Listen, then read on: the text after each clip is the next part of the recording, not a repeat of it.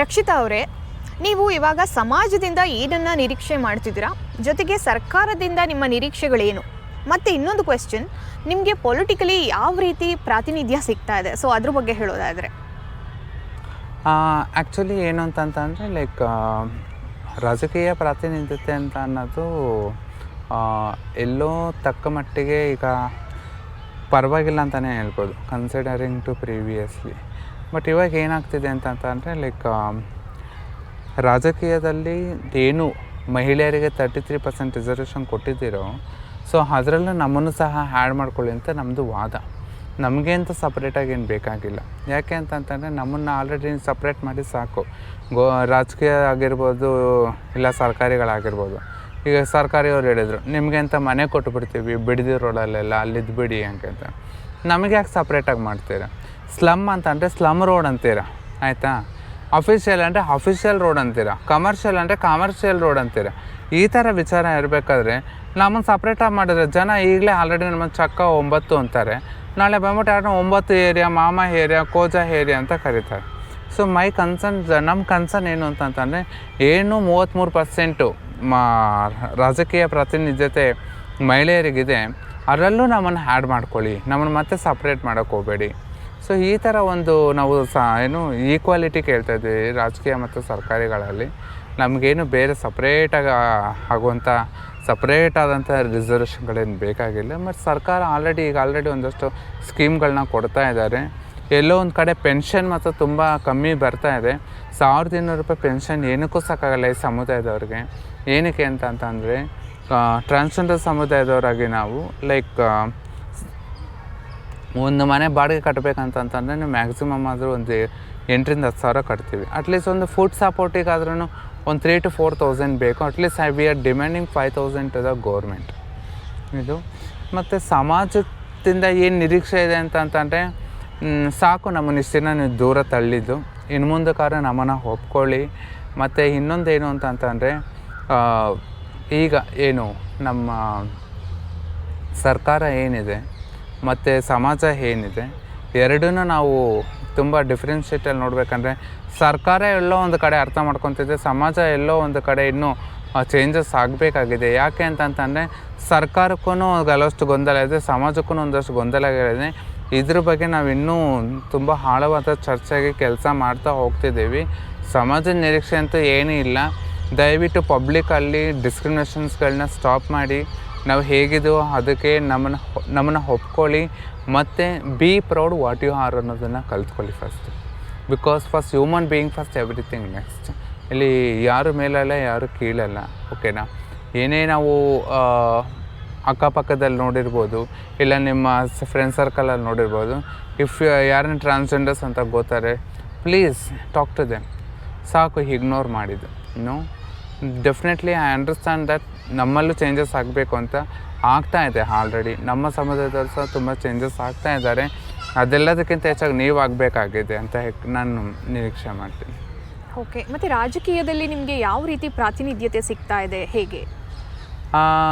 ರಾಜಕೀಯದಲ್ಲಿ ಪ್ರಾತಿನಿಧ್ಯತೆ ಇವಾಗ ಆಲ್ರೆಡಿ ಅಕ್ಕಯ್ಯವ್ರು ಬಂದ್ಬಿಟ್ಟು ಕೆಲವೊಂದು ರಾಜಕೀಯದಲ್ಲಿ ಭಾಗವಹಿಸಿದ್ದಾರೆ, ಕಾಣಿಸ್ಕೊತಾ ಇದ್ದಾರೆ.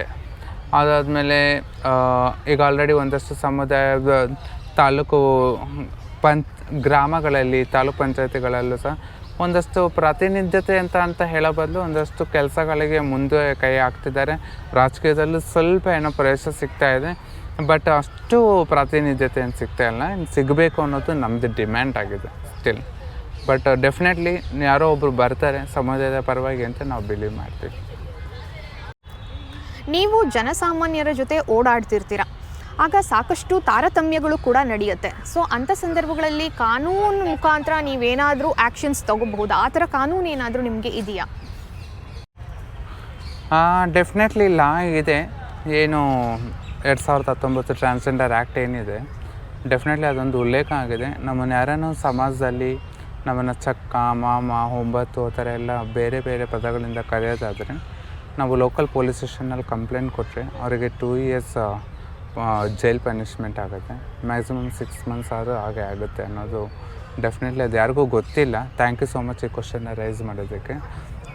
ಈ ಒಂದು ಟ್ರಾನ್ಸ್ಜೆಂಡರ್ ಆ್ಯಕ್ಟಲ್ಲಿ ಇನ್ನೊಂದು ಏನು ಅಂತಂದರೆ, ನಮಗೆ ಏನಾದರೂ ಸವಲತ್ತುಗಳು ಸರಿ ಕೊಟ್ಟಿಲ್ಲ, ಇಲ್ಲ ಮನೆಗಳು ಕೊಡಲ್ಲ, ಮನೆಗಳು ಕೊಟ್ಟಾಗ ಬಾಡಿಗೆ ಮನೆಗಳು ಏನು ಡಿಸ್ಕ್ರಿಮಿನೇಷನ್ ಮಾಡಿದ್ರೆ we can file the case because under the constitution we also citizens of India, we also human being ಅನ್ನೋದನ್ನು ತುಂಬ ಕ್ಲಿಯರಾಗಿ ಹೇಳುತ್ತೆ.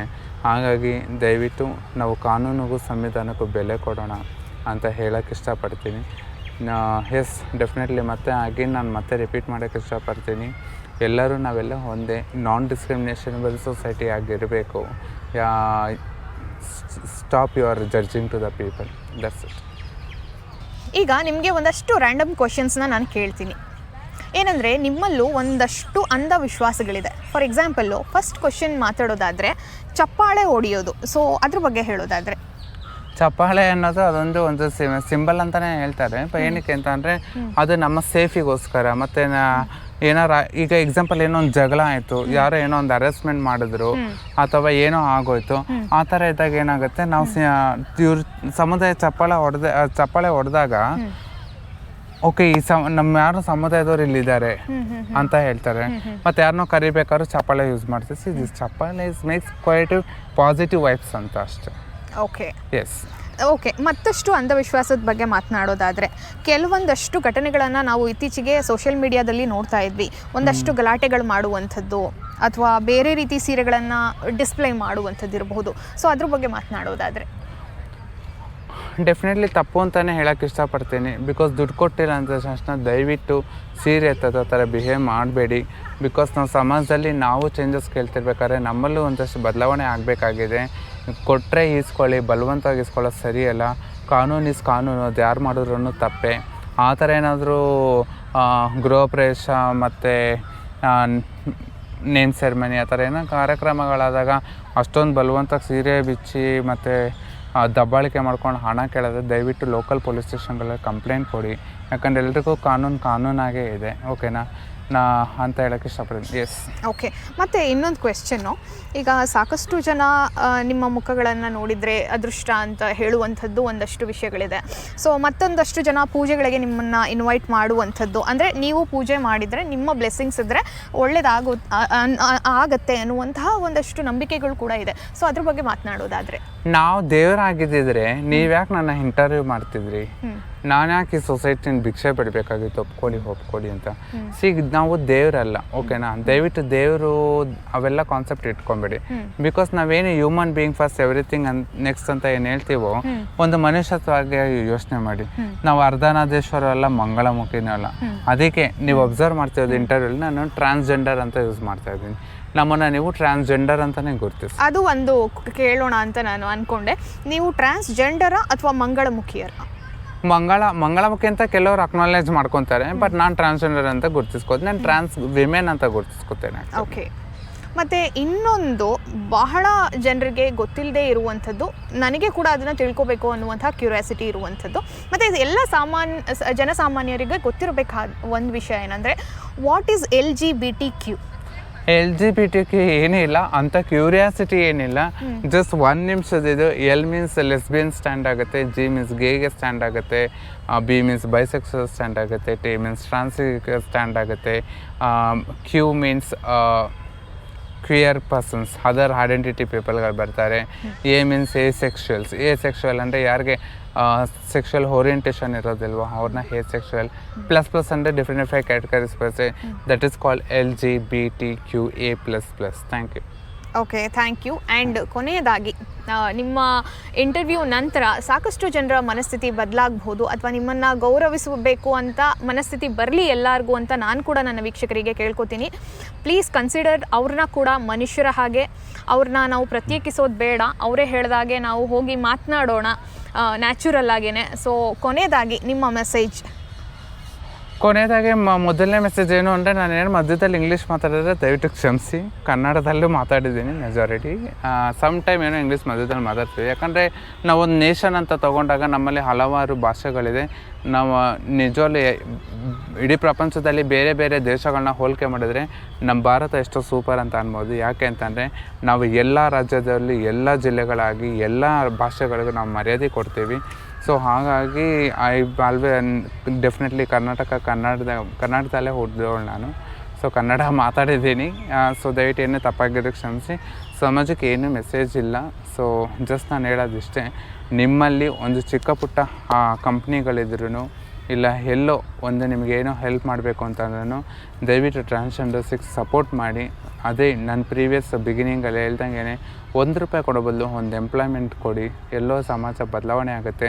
ನಿಮ್ಮ ಪೇರೆಂಟ್ಸ್ಗಳಿಗೆ ನಮ್ಮ ಬಗ್ಗೆ ಒಂದಷ್ಟು ಪಾಸಿಟಿವ್ ಅವೇರ್ನೆಸ್ನ ಕೊಡಿ, ನೆಗೆಟಿವ್ ಅವೇರ್ನೆಸ್ನ ಬಿಡಿ. ಹಿಂದಿನ ಕಾಲದವ್ರು ಮಾಡಿದ ತಪ್ಪನ್ನು ನೀವು ಮಾಡಬೇಡಿ ಅಂತ ಹೇಳ್ತಾ ನನ್ನ ಈ ಸಂದರ್ಶನ ನೀವು ವೀಕ್ಷಿಸೋದಕ್ಕೆ ನನ್ನ ಕಡೆಯಿಂದ ನಿಮಗೆ ಧನ್ಯವಾದಗಳು. Thank you so much. Thank you so much Rakshita.